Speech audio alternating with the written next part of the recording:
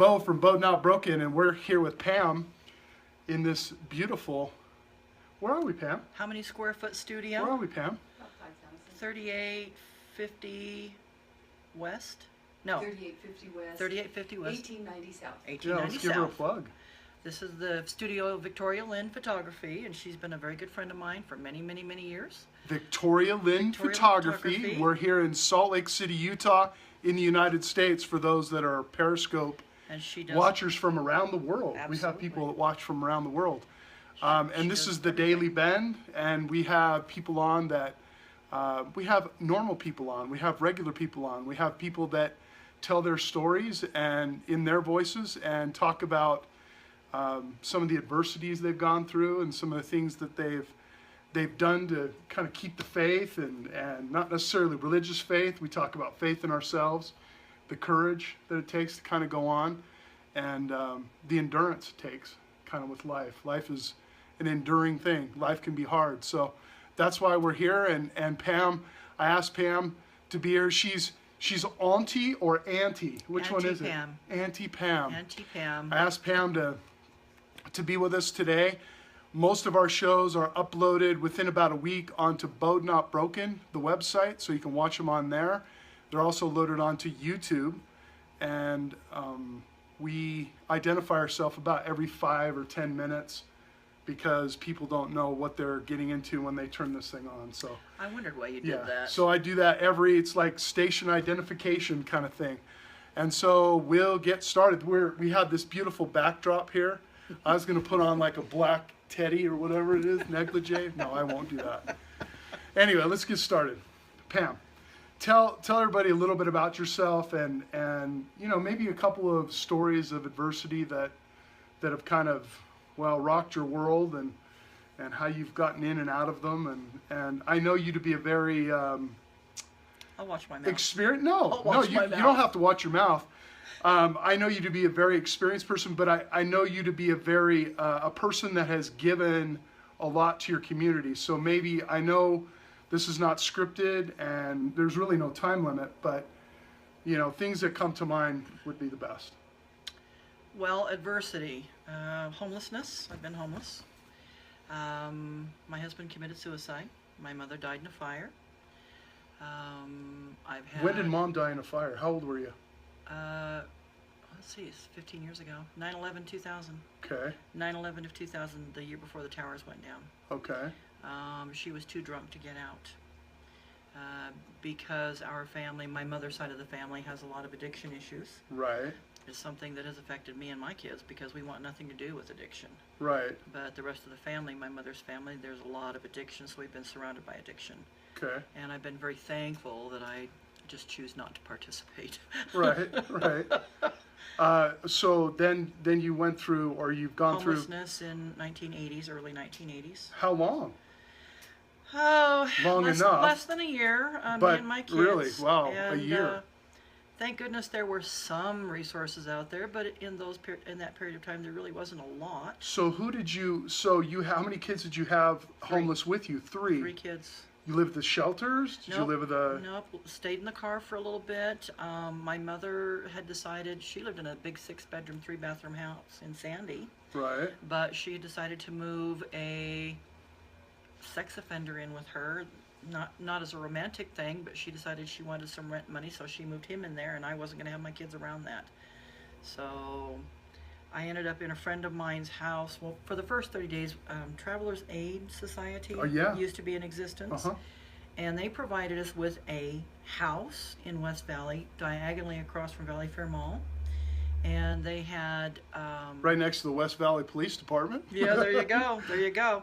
And what they provided for us was a house with 4 mattresses that were on the floor that were urine stained and mouse droppings on the floor and things like that. But it was better than being on the streets. So they allowed us there for 30 days. That's all they allowed. And then I had to move on to the next resource, and it ended up being a friend of mine at the time. Right. And we ended up sleeping on her living room floor until we could get some things to kick in for emergency housing. I applied for emergency housing with Salt Lake City. Right. And they had some resources, so we were able to get into Housing Authority on emergency basis. and ended up in a shelter, not a shelter, a subsidized housing project. Okay. And I wasn't even there but about 30 days when I got burglarized. And I lost my job at the same day. So it was kind of a What got crappy maybe day. back up a little bit? What got you into the homelessness? Was it mom, or it was a divorce? Was it a? It was following a divorce. I divorced in '79, lived with mom for a few months, and then we moved into another place in Riverton that was also her house. She owned 4 properties at the time. Oh, okay. And so I lived in one of her properties, but she decided that they needed to sell that, so sold it from underneath me. Right. And then I was only working for $7 an hour someplace, and I couldn't really afford to go get an apartment on $7 an hour. Right. So I ended up, as kind of drastic means, moving in with a guy that I barely knew. Turned out to be a really bad decision because he was a pedophile. Didn't find that out until years into the relationship, and that's what started. Yeah, not too many homelessness. resources to do background check for No. that kind of stuff. No. You're watching the Daily Bend on Periscope, and we have Auntie Pam here with us. She's talking about a few of the adversities that she's gone through. We come to you live every Monday, Tuesday, Wednesday, Thursday, and Friday each week, and this is the Daily Bend, and we call it that because we're all bowed, not broken. That's a play on my name, but it's also the strongest part of a bow or an arrow, at the bow and the arrow, is when that thing is bent to the utmost spot. And that, as human beings, we're all bent at different points in our life, different extremes. And so Pam's been talking about her homelessness. So that happened kind of on and off for a while. Early And 80s. what about jobs at the time? I mean, for a woman that has No college know. education, just high school education. Started into college at Westminster College, went into their paralegal program through some resources, some various resources that were available out there. But, when I got out of the college, then again, nobody wants to hire you because you're not experienced. right. So I ended up in investigations by some circumstance. It turns out that I have Talk a about really good talent. talk about that lowest time. Like, I'm sure there've been low times in your life, Many, but what kept you many. kind of with that faith in yourself that you could go out and actually do something? I can't see you being short on the courage to kind of push through, but what kept you? Was it your children? Was it, a better life? What was it? I think first and foremost, the role modeling of my parents. My parents both came from low-income families, and they came together as a very dysfunctional partnership, but miraculously made it work. My father and my mother both would work full-time jobs, Right. and then they would work part-time jobs on top of the full-time jobs so that we could live in a better situation, and that's where my role modeling came from. And I just decided I am never, ever, under any circumstances, ever going to be homeless again. If that means I have to work 3 jobs, I will work 3 jobs. And that's what I did, unfortunately, to the detriment of my children, because then they didn't have mommy home. Right. But So almost a cyclical thing with your parents and you, and you and your children doing the best they can. Yeah. But there's, I was never going to be homeless again. I was just never going to be there again. I made up my mind. It was just never going to happen again, because it was a horrible position to be in. It was very irresponsible to my children, and I felt really guilty about it. They should never have had to have faced that. And I did that through an irresponsible choice of jumping on board with a guy that I hardly knew. It was just very irresponsible. Right, that's kind of where we ended up before I interrupted with what we're doing here. So, irresponsible guy, sick pedophile. What catapulted you out of that, or what happened from there? My daughter admitted to it in therapy one day, and that was it. Instantly, we were on the phone to West Valley. I want him arrested, blah, blah, blah, and we're gone. But it was his place, so we couldn't stay there. Right. The resources at that point in time were not benefiting women. Right. It was his apartment. He gets to stay. I'm homeless. And there weren't resources for So women. here you go. You're out, Yeah, out you're and out. about. What do you do? Right. And couldn't go home to mom. My dad was divorced from her and moved to Denver, so we were homeless. Right. And it was really frightening, but I shortly thereafter got into the investigative field and skyrocketed with that because I'm very talented at skip tracing and locating people, and Right. started making some money, and it's just kind of gradually climbed from there. So that's been part of your career for a while. Other parts of your career, did you do other things? Two, Lots three, of four things. jobs? Lots of things. I worked for just about every corporation there is out there. American Savings. I've worked for 7-Eleven. I've worked for grocery stores. I've done just about everything imaginable. So you've pretty much done what you've needed to do to get by. Absolutely. I refuse to accept defeat. What do you say to those that, especially, I mean, not to bash, well, men and women, I'm not to bash anyone at all, but I think your story, part of it, the big part of it is never giving up and accepting jobs or doing jobs that are below your intellect. Absolutely. Exactly. Absolutely. How did you deal with that? How do you deal with that? You have to decide what's more important, your pride or being a good role model for your children. And I have to be a good role model for my children. And if that means taking $5 an hour pay to keep food on the table, that's what I'm going to do. Right. And it is what it is. With women especially, we get paid lower wages. Right. We And just had a study that came out in Utah that it's pretty bad. It's really sad. We're the bottom of the bottom. And we're next to Alabama or something like that. We're like the bottom 4. Yeah. And that's you just accept that. And you don't have time to waste whining and sitting on your pity pot. You've got to get up and move. And, with my kids, I needed to be a good role model for them. And yeah, I made some mistakes. There were some shitty things that I did. There was a period of time that I was doing the drinking on the weekends and that sort of thing. Never smoked pot, never did drugs. But at some point in time, you think, what am I doing? And Right. especially coming from the addictive family, thinking, what am I doing? This is horrible. Often we talk about, on this show, we've talked about people that, did you have anything that besides kids and jobs and all that kind of moved you, that kept you, besides the drinking, obviously, or could be in some people's cases, anything that kept you sound or, right there to kind of... It seemed... Did you have any things that you did that you really enjoyed to do that... Well, I started dancing. The dancing pretty much saved my life. Talk about that. When did you start to get into... Because I'm a professional dancer. You've been teaching for how long? Over 20 years. Okay. Over 20 years. Right after we were homeless, and the first set of housing, we got burglarized 30 days, so I ended up into a different subsidized house. And right after I moved into that, because of all the stress and all that other stuff, I ended up in the hospital, almost died. I was within hours of death. And it turned out that I had an internal organ that had ruptured. I didn't know. I thought I had a bad case of gas. And it was in the hospital that I thought, boy, if I would have died, my children would have been without a mom. Right. Their father was in New York. Right. He's a responsible guy, but realistically, they probably would have stayed here. And who's going to raise them? My drunk mother? Oh, I don't think so. I don't want my drunk mother raising my children. Right. And the things that I had always wanted to do, and I had never gotten around to doing, I thought, you know what? Tomorrow's guaranteed to nobody. Right. I better do the things that I want to do. And so dancing was one of them. And I just got head over heels in dancing and just obsessed. So you're watching the Daily Bend, and we've got Auntie Pam here, and she's talking about her, kind of the thing that kept her moving or going, or kind of got her in a different, obviously she got out of her direction that she was going, but something that was for you was dancing and teaching dance. Teaching people how to dance and giving them joy. What kind of dance do you teach?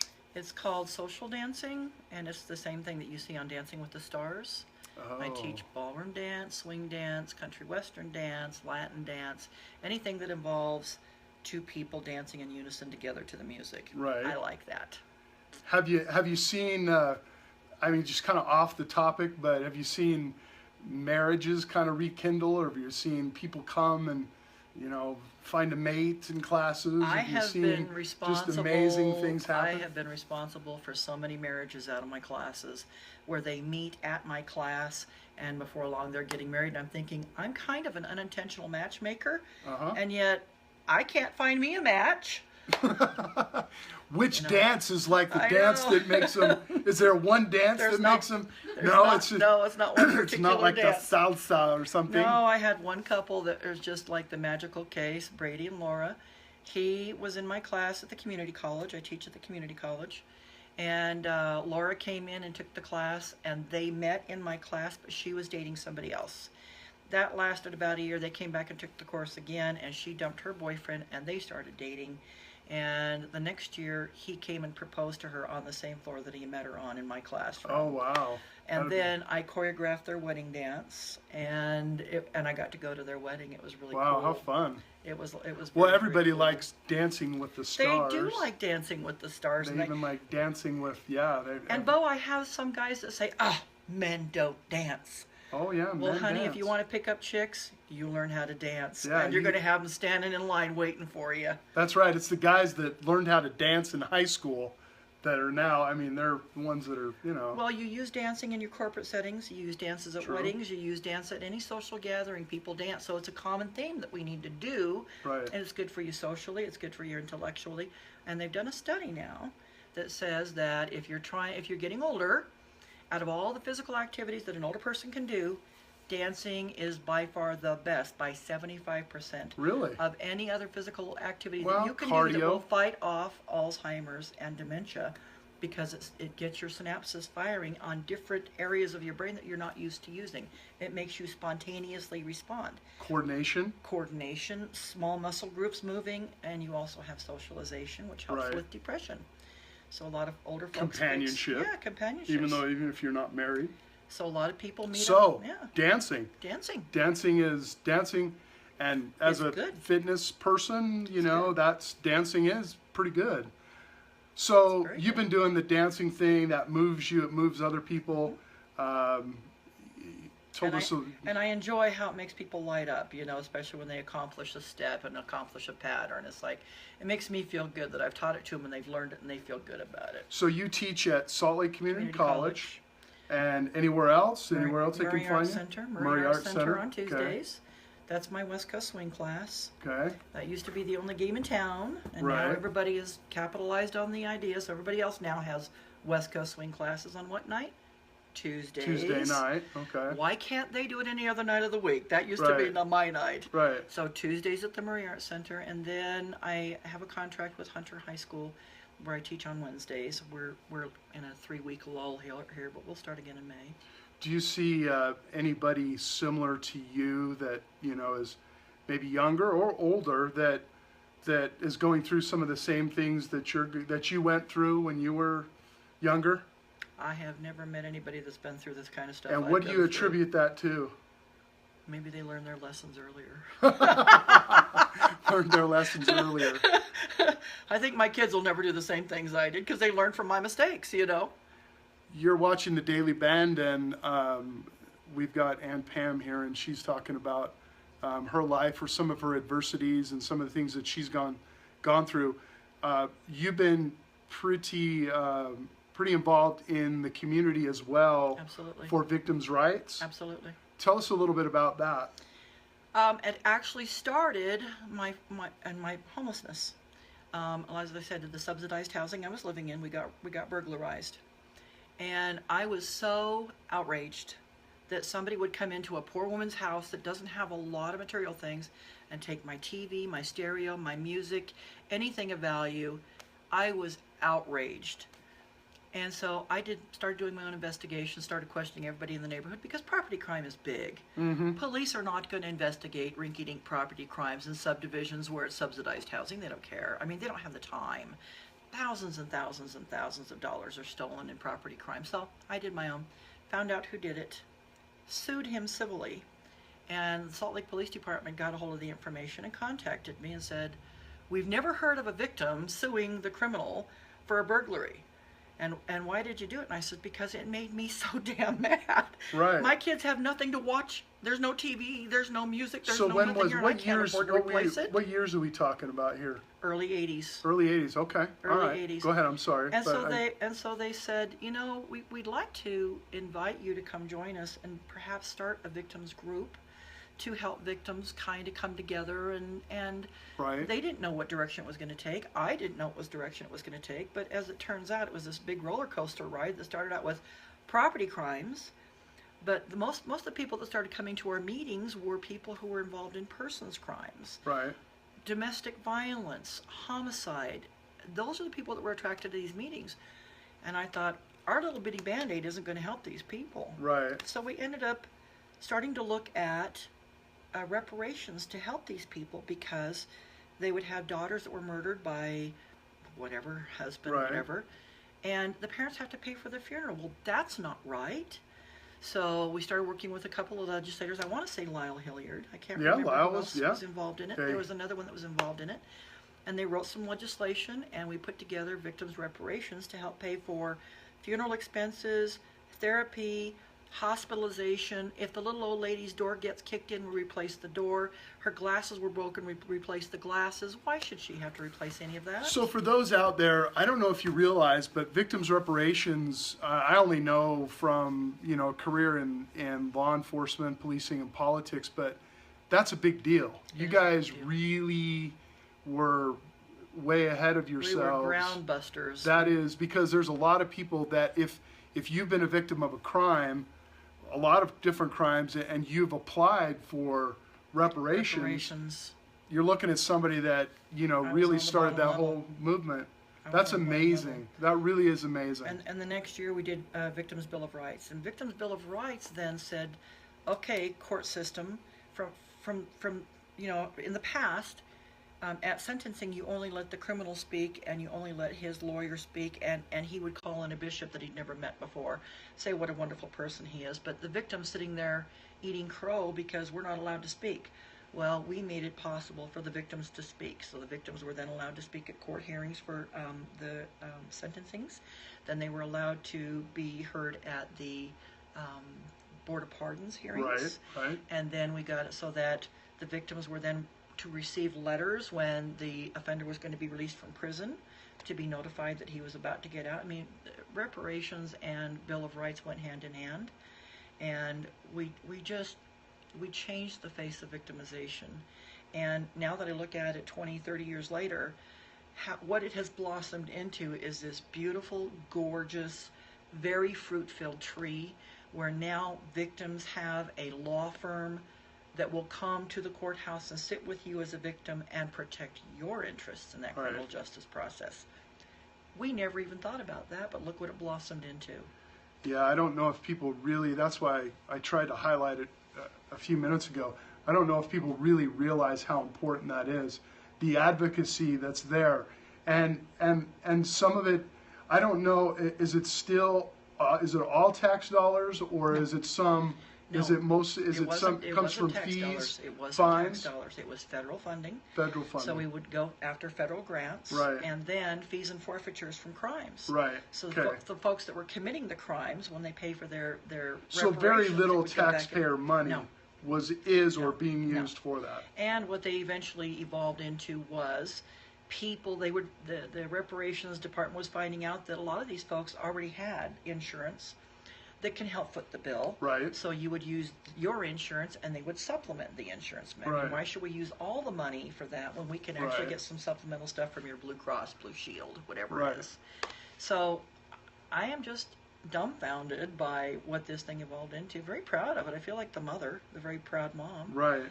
And I still hear from some of the original victims that we used to bring into these, and I hate to say this, dog and pony shows, but we groomed them Well, you to have to do testify that. before Yeah. the legislature about their god-awful horror stories about how they were mistreated and abandoned by a criminal justice system they thought were protecting them. Mm-hmm. And these people still contact me, so I just love them, they're wonderful people. Well, you need to get recognition for that. I don't know if you've ever had recognition for that, but that's something that, or the people that you worked with, pretty substantial. I know 20 years in law enforcement was, I don't know anybody that didn't take advantage of that, that service, that ability to have some kind of reparations. Some kind of reparations. That's to pretty help with your amazing. therapy. That's why I had her on, not just for that, but the other stuff as well. It's pretty crazy how what you do 30 years ago or whatever Well, is yeah, really kind and of. it came in the midst of my worst moments being homeless. Isn't that something? Because when I was fighting for something that, yes, it pertained to me kind of, sort of, but as a property crime victim, there was no reparations for property crimes. That wasn't what I was after. Right. As soon as I started seeing these people coming in with really serious problems, I thought, okay, I need to stop complaining because I'm nothing compared to having my daughter murdered, you know. Right, It's just, right. ooh. What do you? What would be? You know, if you had a bunch of ladies in front of you, and you've probably talked to ladies in the past, single women with children that are struggling, you know, things. What would you? What do you tell them? What would you tell them? And then what would you tell? You know, a man that pretty much is, you know, not really holding up their end of the bargain. So 2 questions there. One would be, what would you tell women that were in the same spot as you are or were? I tell women their first responsibility is their children. You choose the child. You don't choose the boyfriend. The children has to take priority, and you have to sacrifice. There are so many women out there that are so very self-absorbed in drugs and alcohol that that's their first priority in life, and the kids are just Thrown peripheral. off to the side. And you Right. know what? Children should be our priority. They have to be our priority. They are our future. And you have to be the role model for your children. I don't care.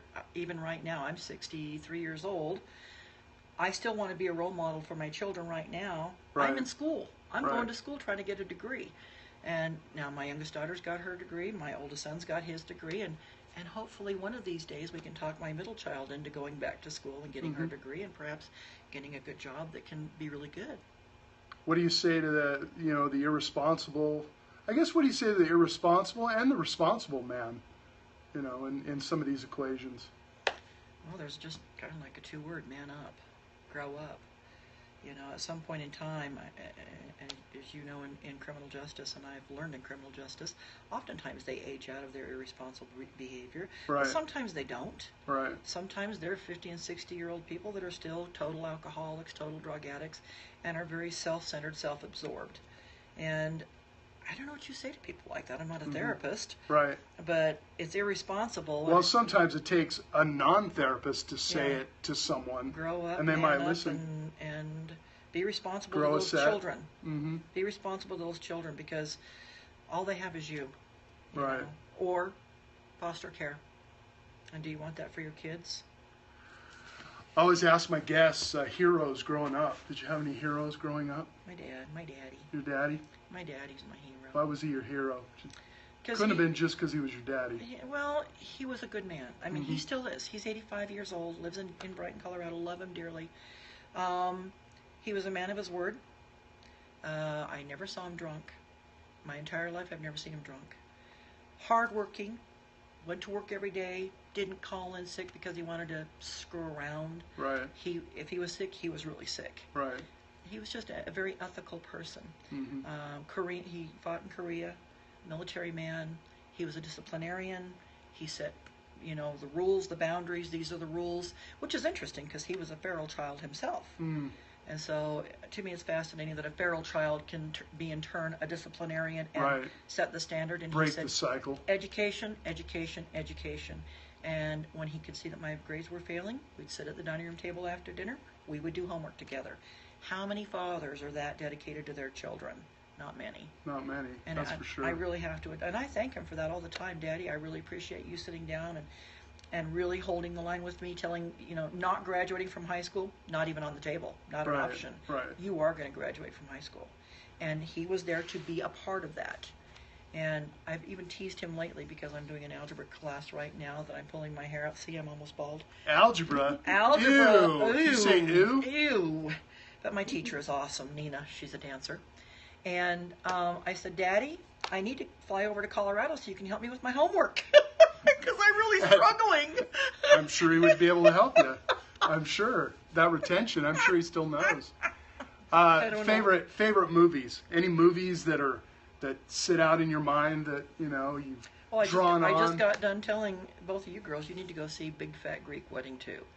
I am so into laughter. I think we need humor. There's so much junk in our lives today and so much blackness. Right. We need humor. We need laughter. And I love Big Fat Greek Wedding. Anything that's laughter I'll have to without watch having that to one. be totally crass and vulgar. We don't need vulgarity in movies. We really don't. Right. And me of all people saying that, because I'm so shy. You're so shy. Nice. Well, we need to plug something here. I really appreciate you coming on because you have, everybody has a story.